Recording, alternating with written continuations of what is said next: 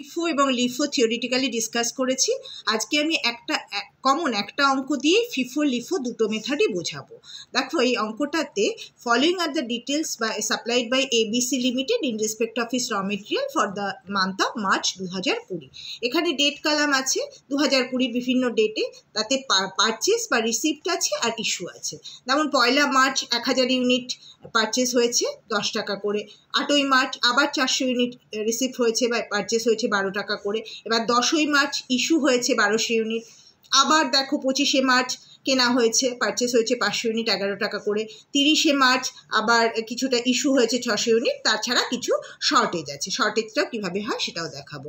তো এই একটা অঙ্কতেই আমি ফিফো এবং লিফো দুটো মেথডই শেখাবো। তো ফিফোতে তোমরা জানো ফার্স্ট ইন ফার্স্ট আউট, যেটা যে মালটা আগে আসে সেটা আগে ইস্যু হয়ে যায়। লিফোতে যেটা লাস্টে আসে সেটা আগে লাস্ট ইন ফার্স্ট আউট হয়। এবার স্টোর লেজারের ছকটা দেখো, সবাই বইতে পাবে, প্রত্যেকের বইতে আছে, একটু দেখে নেবে। Store ledger under FIFO method. সেখানে তোমাকে কি করতে হবে, একটা সব এত ছকে লিখতে হবে না। স্টোর লেজার ফোলিও নাম্বারটা একটা রাখবে, maximum level, minimum level, reorder level, এইটুকু লিখলেই হবে। এবার দেখো ছকে যেটা অবশ্যই করতে হবে সেটা হচ্ছে একটা রিসিপ্টের অংশ, একটা ইস্যুর অংশ, একটা ব্যালেন্সের অংশ আর একটা রিমার্ক কলাম। এবার রিসিপ্টে আবার কয়েকটা ভাগ থাকবে আর একটা কমন ডেট কলাম। ডেটটা রিসিপ্ট ইস্যু সবের জন্যই একটাই ডেট কলাম। রিসিপ্টের যে 4টে ভাগ তার মধ্যে একটা GRN নাম্বার থাকবে, এটা জাস্ট একটা কলাম রাখতে হয়, এখানে কিছুই প্রায় লিখতে হয় না। গুডস রিসিভ নোট নাম্বার, অঙ্কে যদি কোনো নোট নাম্বার দেয় তাহলে টুকবে, না হলে ওটা ব্ল্যাঙ্কই থাকবে। একটা হচ্ছে কোয়ান্টিটির কলাম, একটা রেট, একটা অ্যামাউন্ট। রেট আর অ্যামাউন্টের তলায় রুপিসটা লিখতে হবে। তাহলে GRN নাম্বার হচ্ছে goods receive note number, quantity, rate, amount. আর ইস্যুতে একটা SRN নাম্বার হচ্ছে স্টোর রিকুইজিশন নাম্বার, ওখানেও কোয়ান্টিটি, রেট, অ্যামাউন্ট। আর প্রতিদিনের সেটা রিসিপ্টই হোক ইস্যুই হোক তার একটা ব্যালেন্স থাকবে, ব্যালেন্সে কোয়ান্টিটি, রেট, অ্যামাউন্ট। তাহলে কোয়ান্টিটি, রেট, অ্যামাউন্টটা কমন, সেটা রিসিপ্টেও আছে, ইস্যুতেও আছে, ব্যালেন্সেও আছে। এবার দেখো প্রথম দিনে কি বলেছে। প্রথম দিনে কি ছিল, মার্চে 1000 ইউনিট রিসিপ্ট হয়েছে 10 টাকা করে। তাহলে তুমি দেখো ফিফো পদ্ধতিতে 1000 ইউনিট রিসিভ করা হয়েছে বা পারচেস করা হয়েছে 1000 ইউনিট 10 টাকা করে, তাহলে অ্যামাউন্ট হবে 10,000। তাহলে 1 তারিখের ব্যালেন্সে আসবে 1000, 10 টাকা করে 10,000 টাকা। তারপরেও দেখো পরের ডেটে কি হয়েছে, পরের ডেটে আবার 8 তারিখে আবার রিসিপ্ট হয়েছে 400 ইউনিট, 400 ইউনিট 12 টাকা করে। 400 ইউনিট যদি 12 টাকা করে কেনা হয়েছে সেটাও রিসিপ্ট। হ্যাঁ, তো 400 ইউনিট 12 টাকা করে, 4 12 48 আর 4800 টাকা। তাহলে ব্যালেন্সে কত এলো, আগের দুটো আলাদা আলাদা রেট, তাই আলাদা আলাদা করে দেখাতে হবে। 1000 ইউনিট 10 টাকা করে 10,000, 400 ইউনিট 12 টাকা করে 4800। তারপরে দেখো কি এসেছে, 10 তারিখে কিন্তু একটা ইস্যু আছে 1200 ইউনিট। তাহলে এটা ফিফো পদ্ধতি। তাহলে যখন 1200 ইউনিট ইস্যু হবে তাহলে ফিফোতে কি হবে, যেটা আগে এসছে সেটা আগে যাবে। তাহলে আগে দেখো 1200 ইউনিটের মধ্যে 1000 ইউনিট 10 টাকার, সেটা আগে পাঠাবো।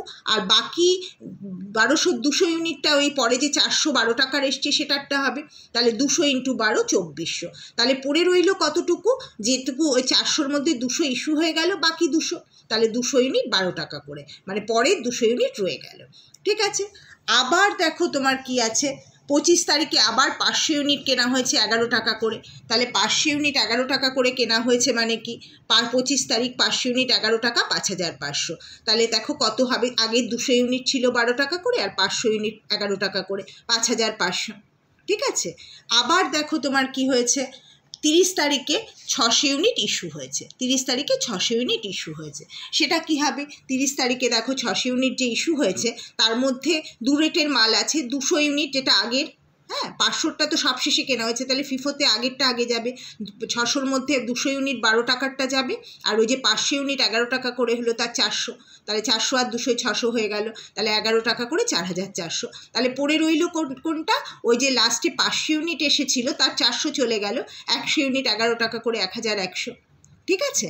আর দেখো একটা বলেছে যে তোমার 31 তারিখে একদম লাস্ট ডেটে শর্টেজ হয়েছে 10 ইউনিট। হ্যাঁ, শর্টেজটা কীভাবে দেখাতে হবে, শর্টেজটা ইস্যু হিসেবে দেখাতে হবে। মানে শর্টেজ মানে ওটা কম পড়েছে, তাহলে কম পড়েছে মানে ওটা ইস্যুতেই চলে যাবে। ইস্যুতে তাহলে 10 ইউনিট যেটা লাস্ট রেটটা পড়ে আছে ক্লোজিংয়ে, সেটা 11 টাকা করে 110 টাকা। হয়ে গেল। তাহলে শর্টেজ 110 ইউনিট ছিল, তার মধ্যে আবার শর্টেজ 10 ইউনিট হয়েছে, 10 ইউনিট কমতি পড়েছে, কম পড়েছে, তাহলে 100 থেকে 10 ইউনিট ইস্যুতে চলে গেল শর্টেজ বলে, তাহলে বাকি রয়ে গেল 90 ইউনিট, 11 টাকা করে, 990। এটা হচ্ছে ক্লোজিং স্টক। ঠিক আছে, আর রিমার্কস কালামে তুমি শর্টেজটা লিখে দেবে। কেমন? তাহলে ভ্যালু অফ ক্লোজিং স্টক হচ্ছে 990 আন্ডার ফিফো মেথড। ঠিক আছে, এটাই যদি তোমরা লিফো মেথডে করো, লিফো মেথডে দেখো, লিফো মেথডে সেম, 1000 ইউনিট 10 টাকা করে এসছে 10,000, ক্লোজিংয়ে 1000 ইউনিট 10 টাকা করে 10,000, তারপরে 400 ইউনিট এসেছে 12 টাকা করে 4,800, তাহলে সেটা আলাদা 12 টাকা করে 4,800। এইবার যখন 1200 ইউনিট ইস্যু হচ্ছে তখন লিফোতে আগে যেটা মানে লিফোতে লাস্ট যেটা এসছে সেটা আগে যাবে, তাহলে লাস্টে এসছে 400 ইউনিট 12 টাকা করে, দেখো সেই জন্য সেই 400টা আগে নিয়েছি, আর বাকি 1200-র বাকি 800টা ওই প্রথমে যেটা নেওয়া হয়েছিল 1000 ইউনিট 10 টাকা করে সেটা থেকে নিয়েছি। তাহলে 400 ইউনিট 12 টাকা করে 4,800, আর 800 ইউনিট 10 টাকা করে 8,000। তাহলে বাকি পড়ে রইল কোনটা? 200 ইউনিটটা কোথা থেকে পড়ে রইল?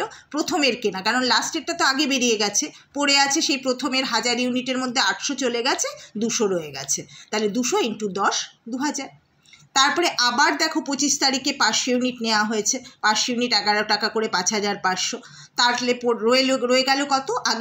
আগের দিনের 200 ইউনিট 10 টাকা করে, আর 500 ইউনিট পরে যেটা কেনা হয়েছে 11 টাকা করে 5,500। ঠিক আছে, আবার দেখো 30 তারিখে যে 600 ইউনিট ইস্যু হয়েছে সেখানেও লিফো, তাহলে লাস্টে যেটা এসেছে সে 600-র মধ্যে লাস্টে এসেছে ওই 500 ইউনিটটা আগে নেব আমি, 500 ইউনিট 11 টাকা করে, আর বাকি 100 ইউনিটটা যেটা পুরনো মাল আছে সেটা 10 টাকা করে, তাহলে 500 ইউনিট 11 টাকা করে 5,500, 100 ইউনিট 10 টাকা করে 1,000। তাহলে পড়ে রইল বাকি আর কত পড়ে রইল? ওই যে 200 ইউনিটের মধ্যে 100 ইউনিটও চলে গেছে, তাহলে আর 100 ইউনিট, তাহলে এই যে 100 ইউনিটটা কোন রেটেরটা হবে? একদম পুরোনো রেটটা, 10 টাকারটা, 1000 টাকা।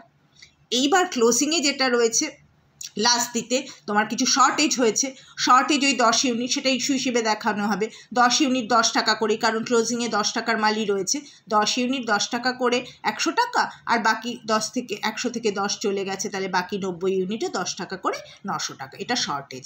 তো তাহলে লিফো পদ্ধতিতে তোমরা কি দেখতে পাচ্ছ?